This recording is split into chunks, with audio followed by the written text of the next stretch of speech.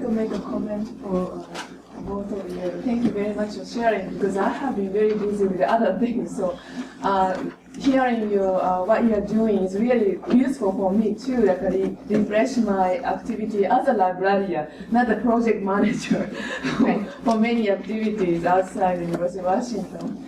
And one thing is I heard from the librarian of the Japanese universities.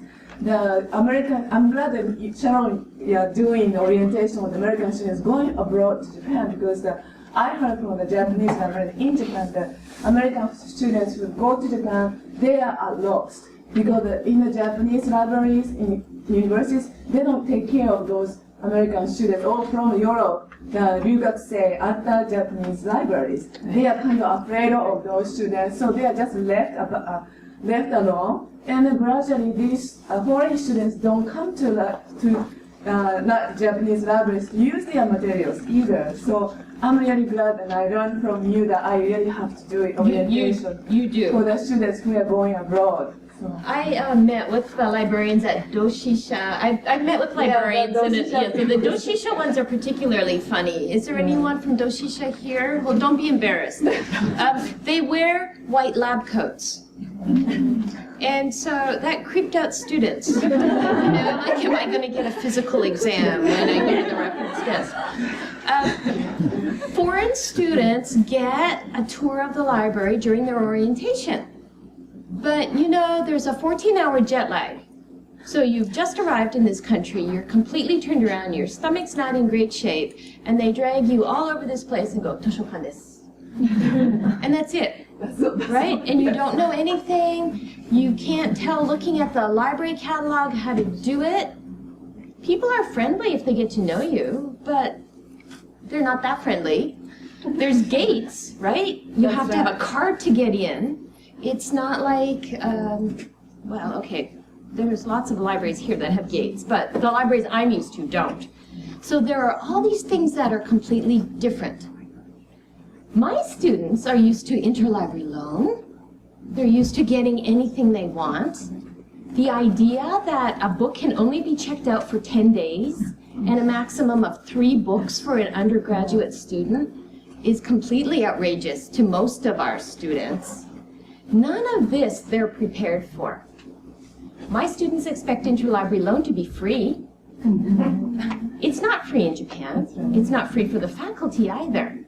So if we want them to use libraries, we really need to talk to them about it. And most of my students never went to a public library. And if they had gone to visit public libraries, they'd have found music to listen to, books that they could read, magazines, open, friendly. There's furigana on things that they could read. It would have been great. So that's why we started doing it with students, to make sure that they knew how to do this stuff. So Sharon, do you have a library guide? I do have a library guide. Yes, I have, so I have a library guide for my students at UMass, and I also have library guides at Smith College. And library guides at Smith College you'll find under East Asian Languages and Literature. And so Japanese 220 is second year Japanese, study abroad in Japan. Talk to them about how to do travel and the links for that, how to find out about cultural activities in their area, things about doing research and collecting materials.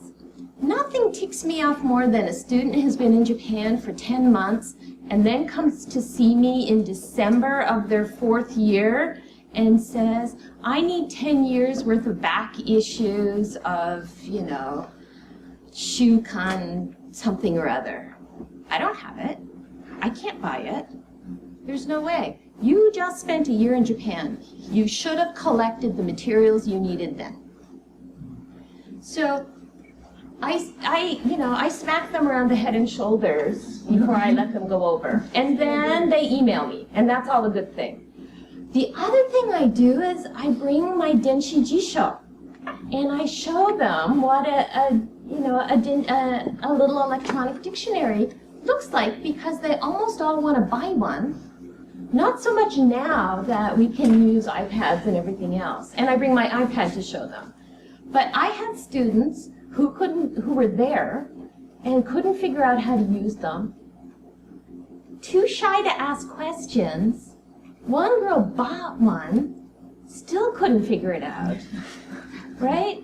So we all whip out our Denshi Jisho and get the faculty members to bring them. And we pass them around and we talk about them. We talk to them about buying books, what is book off, and why some Japanese librarians will hiss at you if you go to talk about book off, and why people like me love it.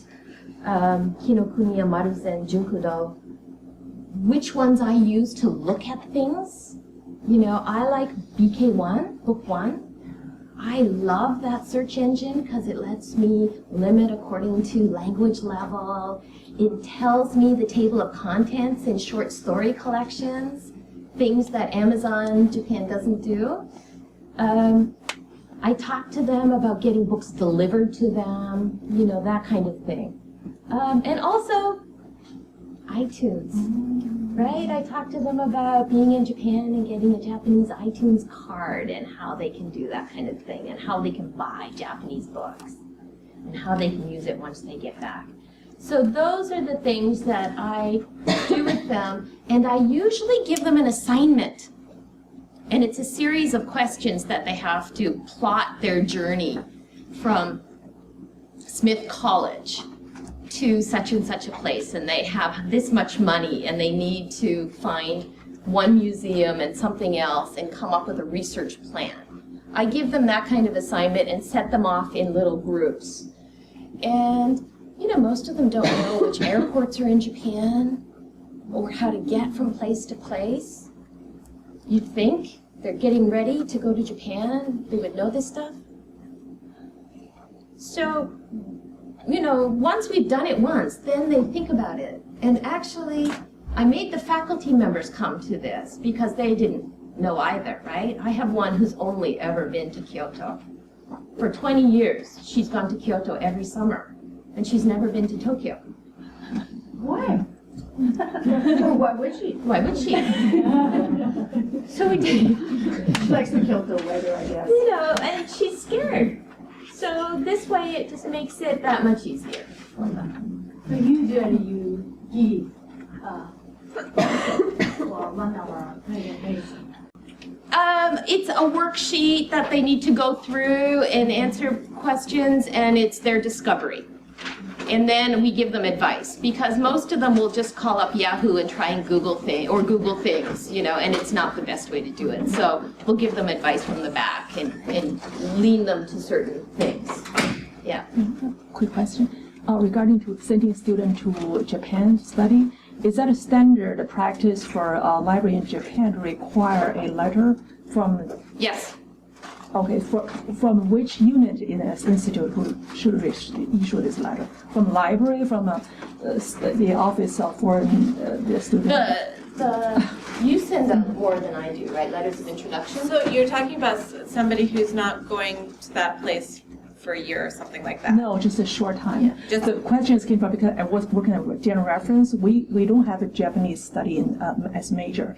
The student is from I think it's a social science, and just happened to Japan using their library.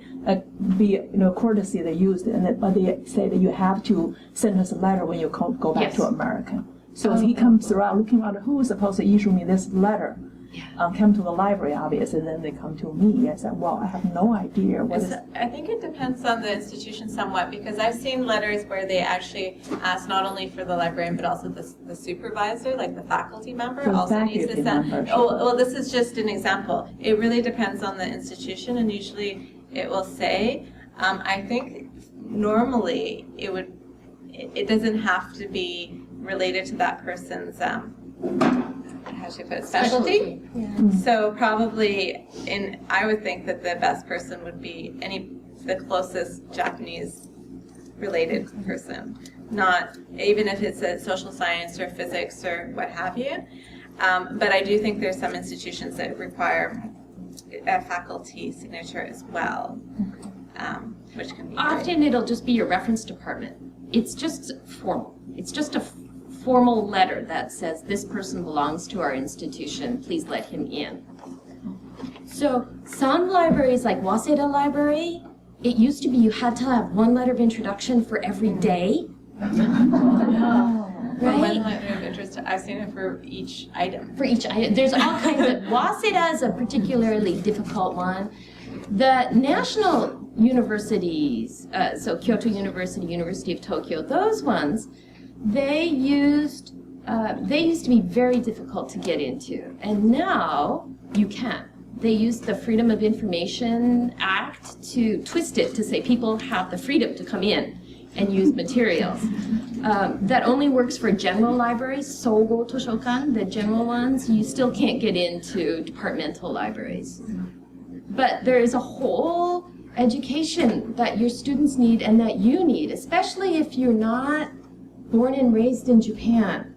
You know, I went knocking. I thought I could go visit any library, and I got rejected by I can't tell you how many libraries because I hadn't written a letter of introduction from myself, for myself.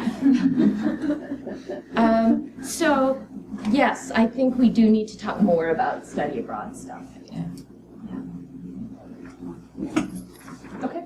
All right. Thank you. Thank you very much for both of you. Hand in hand with this topic of discussion, I think Vicky has a little blog that she wants to. Well, I'll talk about this tomorrow, because I'm brain dead and so are you. But NCC has just published the first edition of something that is called the NCC Online Guide to Research Access in Museums, Libraries, and Archives in Japan. The first edition contains 50 libraries. Or 50 institutions. And I will show this off sometime tomorrow when we have a little time. But it is particularly aimed at exactly the questions you've been raising. And we have links to the various pages. We also, this was modeled after IUP. It has bilingual downloadable templates for creating letters of introduction and specific requests for specific materials. So I'll talk about it further tomorrow.